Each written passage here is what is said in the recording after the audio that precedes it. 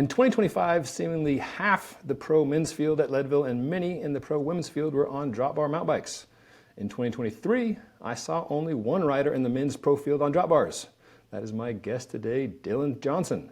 So what changed? Where does science and where does sociology figure into the game of going fast? Dylan, thanks for coming on the ride. Good to see you. How are you? Yeah, thanks for having me. I'm doing good. Just got back from Leadville myself and had a day that was better than expected. Yeah.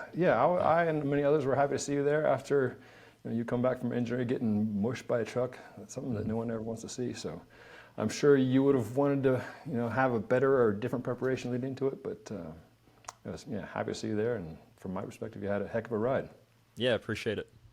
So I want to pick your brain, your science brain, about the interplay between the hard data and the vibes, the science and the sociology, the analytic findings and the athletic feelings.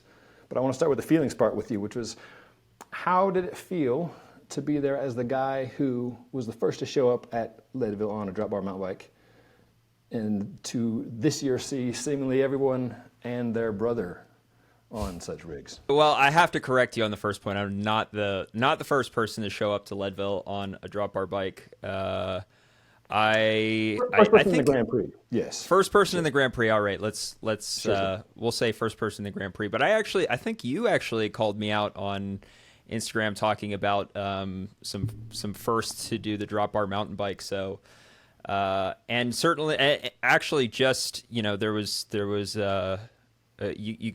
you can correct me if I'm wrong, but I believe Travis Brown in 2009 and then Corey Wallace in 2021. I was not the first person to think up this idea. Sure. And people love pointing out, again, with good reason, like John Tomac rocking such a design in the 90s, and then Jackie Phelan in the 80s. So things have been done before, but within and we can zoom out and zoom in, right? Sure. on context. But within the parameters of the Grand Prix, it seems like you were the guy. So within that context, what were comments or looks you were getting in the Grand Prix when you showed up at Leadville with the curly bars? Yeah, I said this on Instagram, but there was a lot of skepticism from my fellow pros the first time I did the drop bars at Leadville. And actually the year previously I done the drop bars at Schwamigan, which is also technically a mountain bike race, but I kind of put it in the same category as Leadville, where it's kind of like a crossover between gravel and mountain biking. Like it's not a very technical mountain bike race, just like Leadville is not a very technical mountain bike race. But yeah, I got a lot of skepticism and a lot of I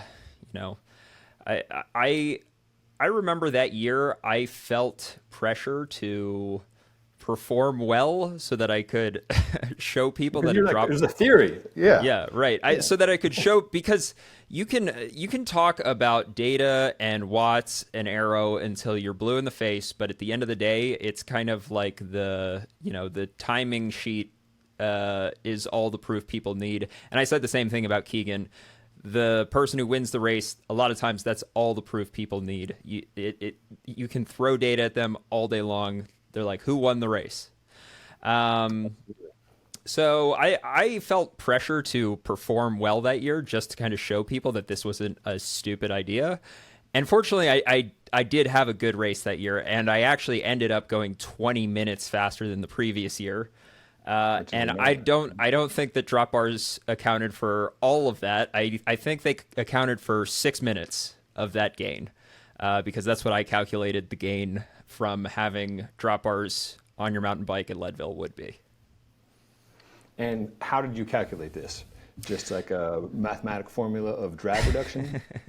Yeah, so I looked at every single part of the course, and I roughly know what the watt savings from going in an upright position to a drop bar position is, because Silca and I actually tested this in the wind tunnel on myself, my own body. To be fair though, we didn't test it on a mountain bike. We tested it on a gravel bike. So I had an upright position versus a position in the drops. And so it's not perfect, but it's a rough proxy. And if anything, I think it would be worse on an actual mountain bike where your hands are wider. Mm-hmm. But I took into account every part of the course, and I took into account drafting. People are like, "Are you taking into account? You draft for the first 15 minutes. You're in the pack for the first 15 minutes. Like, it doesn't matter." I just completely scrapped the first 15 minutes leading into St. Kevin's, and then other parts of the course. The downhills I assumed would be slower, and I actually took my actual times on these downhills and accounted for that. And then, on certain flat sections, I plugged it into Bike Calculator to try to come up with the difference. I plugged in the difference on the climbs. Obviously, on the climbs, the aero matters a whole lot less, but it still matters a little bit, and it made a little bit of a difference. Anyway, over the course of the entire race, I calculated for myself that it would be about a 6-minute savings. Mm-hmm. And then you want even faster still. But I agree with you that talking is one thing, and coming across the finish line first is something else entirely. And what I think is one of the many fascinating things I think about bike racing is it's not just fans for whom that flips a switch, but it's competitors also. No doubt. Another thing that I think is interesting with this new space is that it's some of the drive and innovation is coming from riders like yourself instead of a team or a manufacturer pushing the thing. I mean, there's still some of that for sure. But yeah, I think, for instance, of Tom Bonin at the last year he won Paris-Roubaix, so he won it 4 times. The first 3 he was on straight up shallow metal box ram Ambrosia wheels, right? And for 2012, I was at a preseason team camp and was there with Specialized, and they were saying, Tom, maybe you should consider these air wheels. Like, air was a thing, and he and some of his teams were like, I don't know, like what we've been doing has been working just fine. And the onus was very much on the brand to like, hey, let's go to the Valenciana Velodrome and let's do some testing, so you can get some data, and you can see proofs in the pudding for yourself. And it was very much the maker, the manufacturer saying, hey, here's some technology, you should consider it. And he did go on and won on those. But they, also at that same spot, it was interesting to see how his teammates would key off of him. Like we set up a bunch of different saddles for the riders, like measure their sit bone width, and then it's like, here are these different models, take whatever you want, you can try them. First day, Tom picked one, everybody picked one they wanted. Next day, all the riders came back, and a lot of the younger riders were like, we'll take what Tom rode the day before. So this very much a pack mentality. So I think it's interesting to watch that from the sidelines. But do you think the Grand Prix ecosystem is more susceptible to following the leader than, say, like UCI Road or UCI mountain bike racing, or is it just human nature is human nature? I think I'd probably go for the latter. When you have a rider that's so dominant like Keegan, especially at Leadville, I think he just won his 5th in a row, they said. Yes. And I mean, it's not even close when he wins. We're talking about 15, 20 minutes every single time. He couldn't be more dominant at Leadville, right? Yeah. So, everybody has eyes on what he's doing. And when he does something radical, like putting drop bars on his mountain bike, I said this last year, this is going to change Leadville forever. I think what I said last year is, if he breaks his own course record, Leadville will forever be a drop bar mountain bike race. He didn't end up breaking his course record, and we still saw a massive shift to drop bar mountain bike. So I kind of think it's only a matter of time. It was huge. I've never seen something like it. I can't point to any other event where it was like such a night and day changeover from one technology to the other. I mean, usually with things like that, it's a steadier thing, and this was just like somebody flipped a switch. I mean, do you recall seeing someone else besides you and Keegan with a drop bar last year? Because I didn't see him in the front corral. The only one was Russell Finsterwald. So the 3 riders in the Grand Prix that did drop bar mountain bike last year were me, Keegan, and Russell. Yeah, so from that to just whoosh, half, seemingly. Yep. where does it make sense? Like aero is a thing. You know, you're talking to the guy that wrote aerodynamics is everything. It specialized back in the day. So like, I'm a believer in physics. I'm also a believer in steering a bicycle. Where do you think it makes sense? I remember seeing you at like Bighorn Gravel in I think that same year, 2023, and I had borrowed a mountain bike from Lifetime Grand Prix boss Kimo Seymour, because that course is like so rowdy. I'm like, I need, like, give me a mountain bike, please. And I still wanted more. And I remember you were on a Factor Lando with a, if memory serves, it forked, but not like, you know, it was like a 40 or 50 mil Fox. It wasn't like a Yeah. full-on I mountain swapped bike, it for a but gravel fork. To mountain be bike honest, tires. that build, I wasn't necessarily trying to have a drop bar mountain bike per se. I was sort Right. of trying to have a makeshift gravel bike that could fit mountain bike tires, because even back then I had this idea that mountain bike tires on rough terrain were actually quicker than gravel tires, and I went as far as to use a hardtail mountain bike instead of a gravel bike to achieve that end. I think if I had had the bike that I have now, which is my Felt, which can Yeah. fit 2.2 mountain bike tires, I probably would have just ridden that. I wouldn't have actually ridden a drop bar mountain bike for that race. How many events have you ridden suspension and drop bar? Yeah, so every year I've done Schwamigan, I've Yep. done a drop bar mountain bike, and 3 years that I've done Leadville, I've done a drop bar mountain bike. And then that year, which would have been, I think, 23 or 22, having trouble remember, 23 or 22, I rode that Factor Lando hardtail with the suspension at that Bighorn gravel race, Big Sugar, and also Crusher. Can you encapsulate where in your mind the line is for running a drop bar suspension bike versus a rigid bike? Sure. I mean, it's probably going to be different for different people, right? But Sure. Leadville has been attempted on a gravel bike, and I don't think that that is a good idea. I think it's just too rough a course for a gravel bike. You know, gravel's not very strictly defined, so you've got everything from BWR Cali, which you could conceivably win on a road bike, to I know Leadville's technically a mountain bike race, but I'm almost nearly putting Leadville in the gravel category now that it's being raced on drop bars, where I think an appropriate bike for Leadville is more on the drop bar mountain bike side of things, and then you've got everything in between.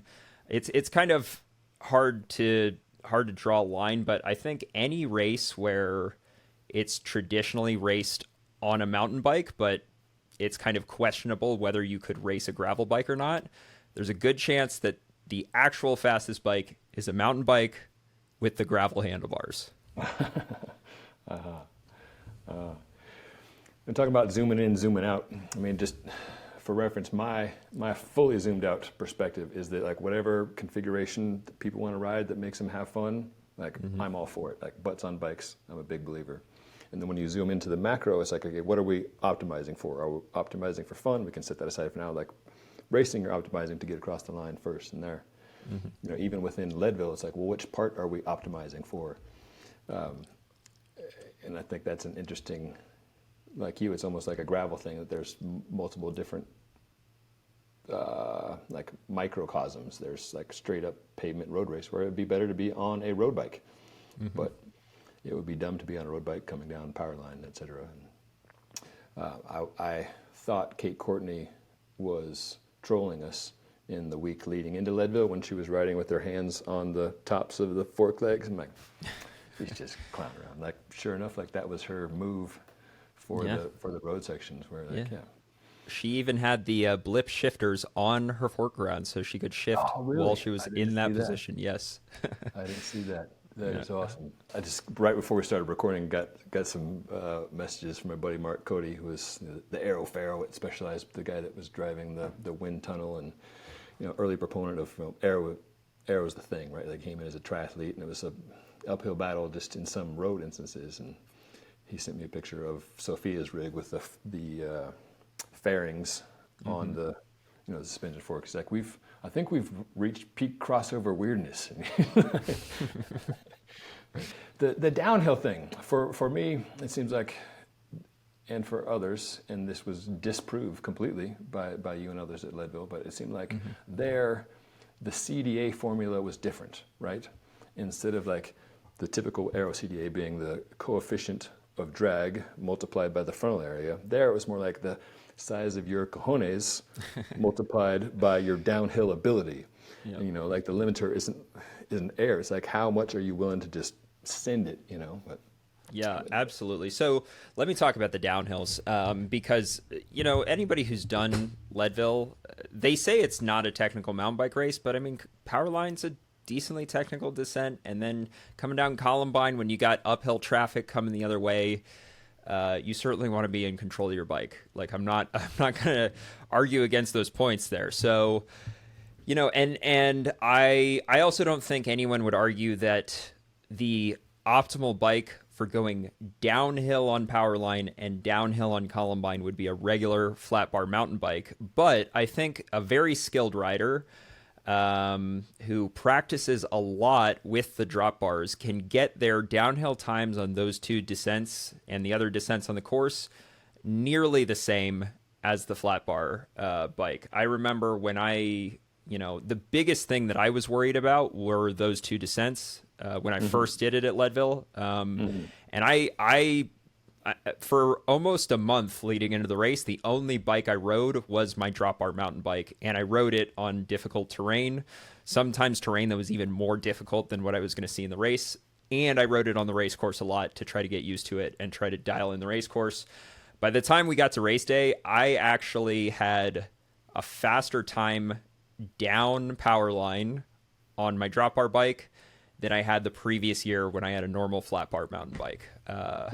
Which I was pretty proud of. And in my mind, I was like, well, if you can do the same time down Powerline on a drop bar bike, then there is no reason to not run a drop bar bike. Because on every other section of the course, it's either going to be neutral or it's going to be faster. Yeah. Yeah, like I said, that was a theory I had that was disproven. Well, and it's not, I mean, it's not just disproven by me, but I think that Russell went, Russell's an insane bike handler. He went incredibly quick down Powerline and Columbine on his drop bar bike. Same with Keegan.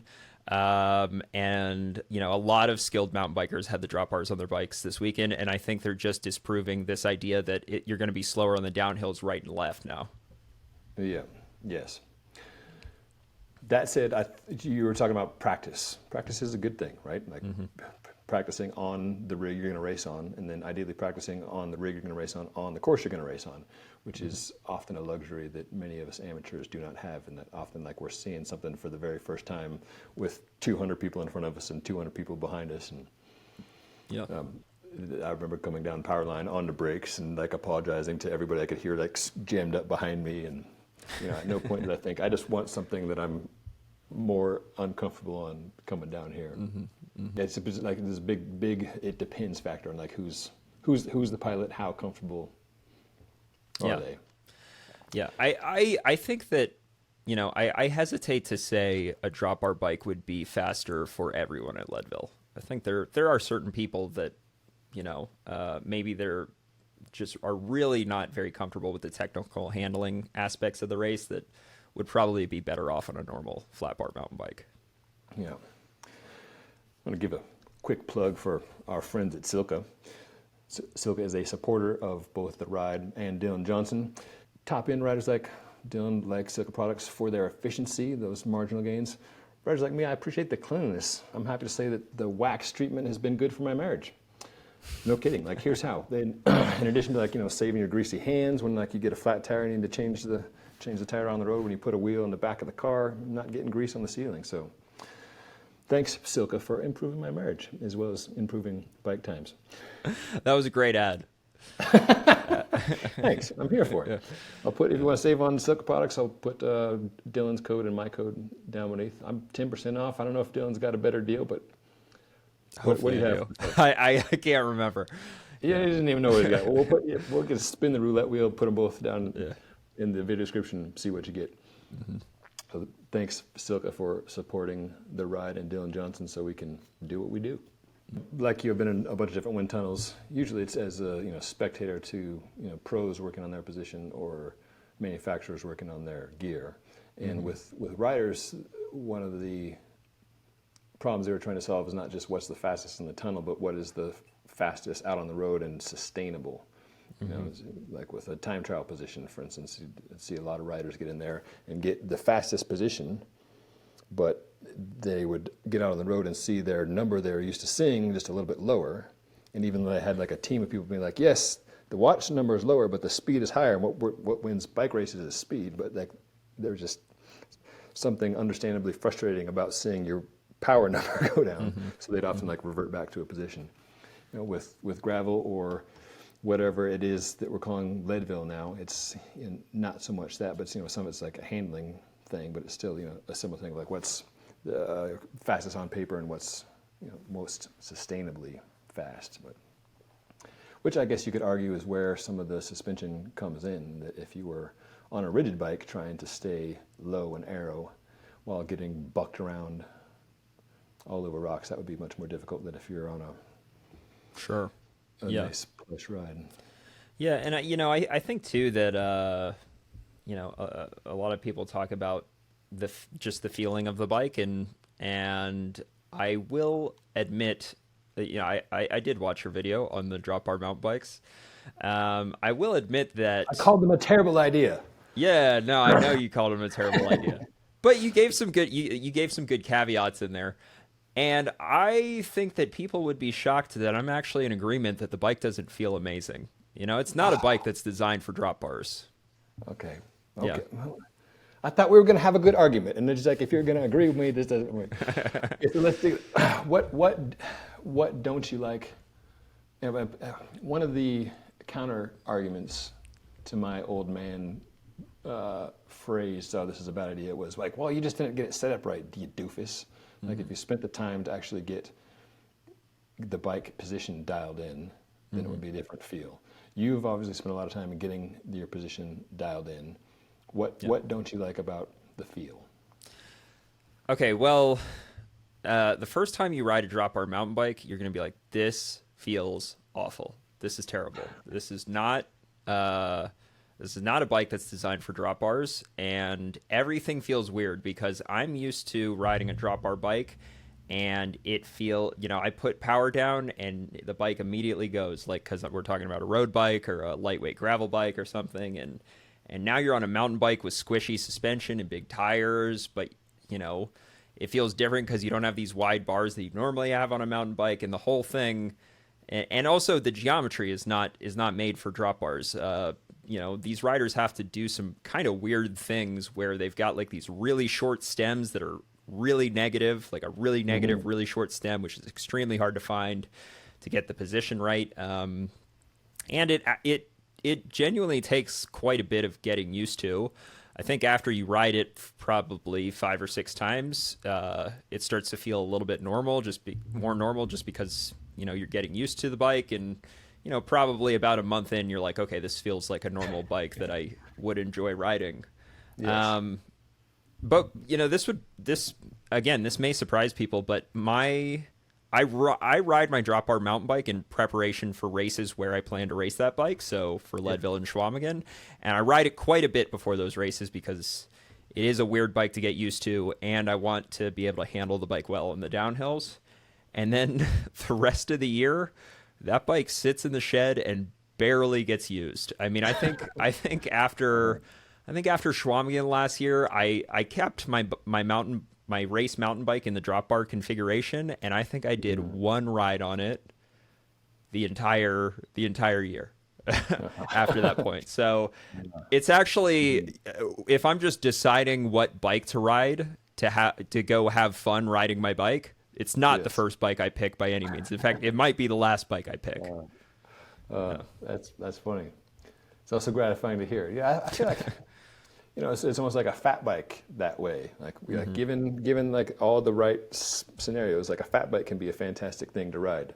Like if you've got a long list of if-thens, like if you're in Wisconsin and it's 20 degrees out and the road is covered in snow, but it's been groomed for fat bikes, and like, yeah, that's a sweet thing. But like the other 364 days of the year, it's like, Right. Yeah.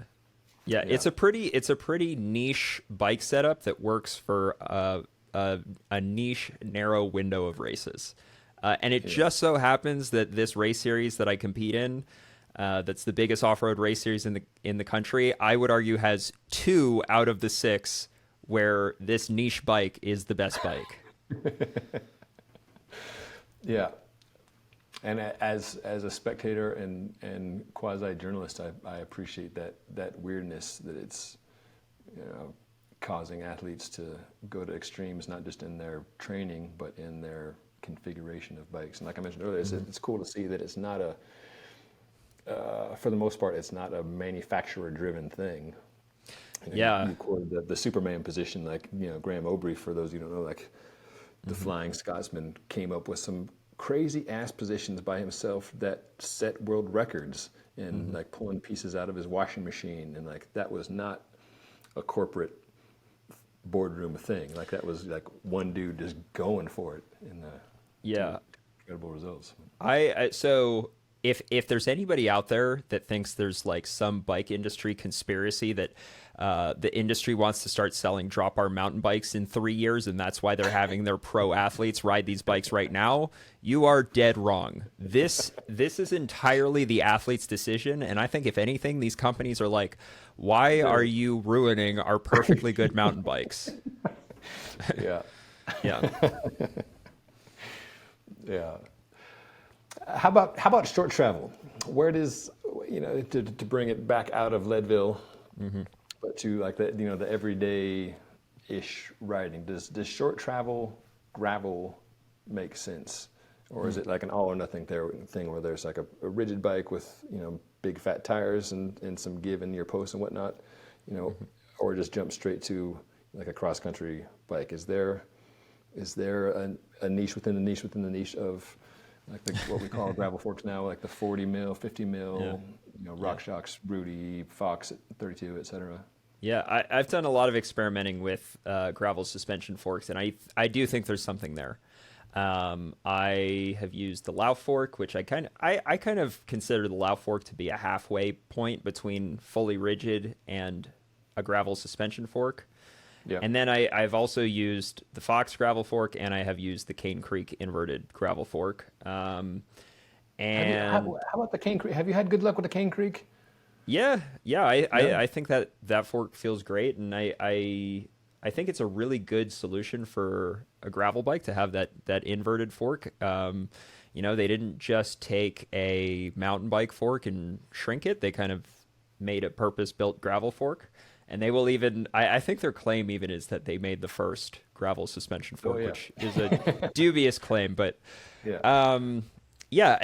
so I do think that there are courses where a gravel bike, not a hardtail mountain bike with drop bars, but a gravel bike with a gravel suspension fork is probably the best option. I mean, if I had to think off the top of my head, maybe like a Rule of 3 race or potentially Big Sugar, races which are really rough but are not technical enough to demand a mountain bike position or a mountain bike level of suspension travel. So we're talking 100 millimeters of suspension travel or more.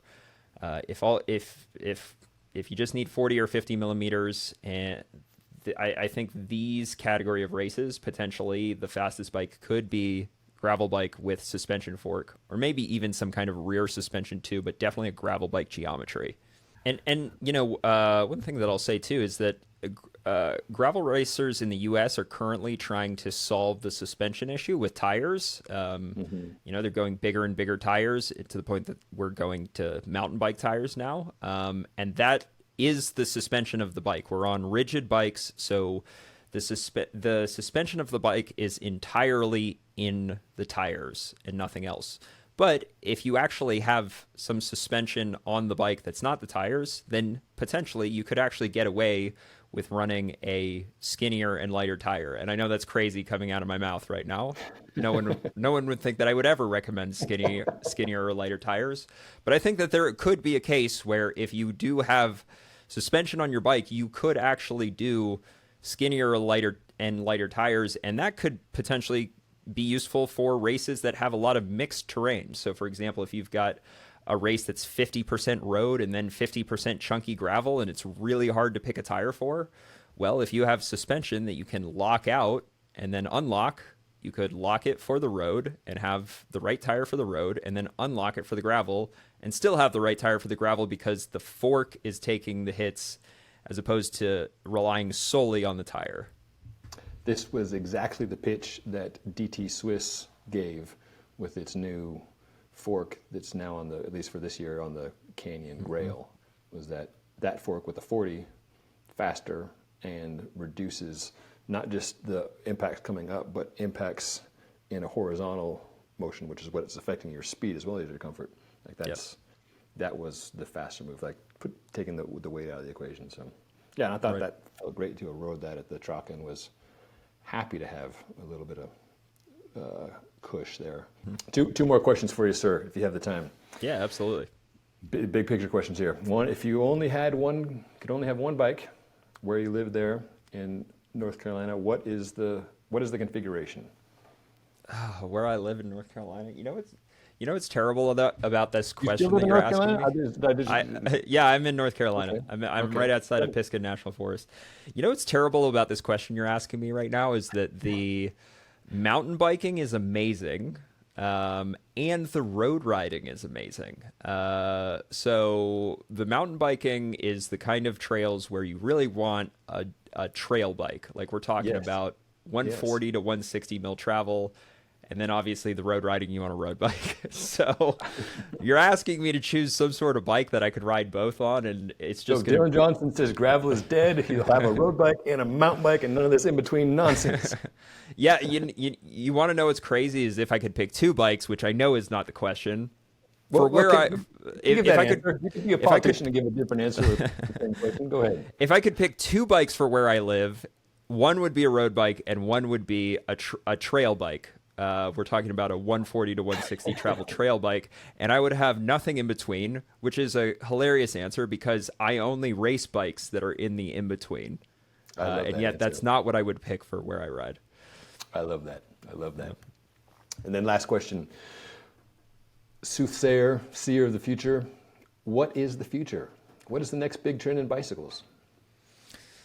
That's a good question. I mean, I think we harped on it a little bit when we were talking about suspension on gravel bikes. I would not be shocked if suspension on gravel bikes becomes much more of a thing in the next 5 to 10 years. I mean, kind of like we saw with mountain biking, where mountain bikes were originally rigid bikes, and then, the modern mountain bike has very complex suspension, front and rear.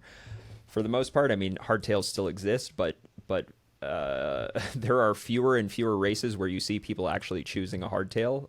Leadville was one of those races where you saw people choosing a hardtail, and now this year, Keegan Swenson, who's raced a hardtail at Leadville every year, chose a full suspension, and I would say the same was the case for most of the pro field and most of the amateur field. Everybody's choosing full suspension. I would not be shocked if we see the same thing happen with gravel, whether it's, just front suspension or front and rear suspension of some sort.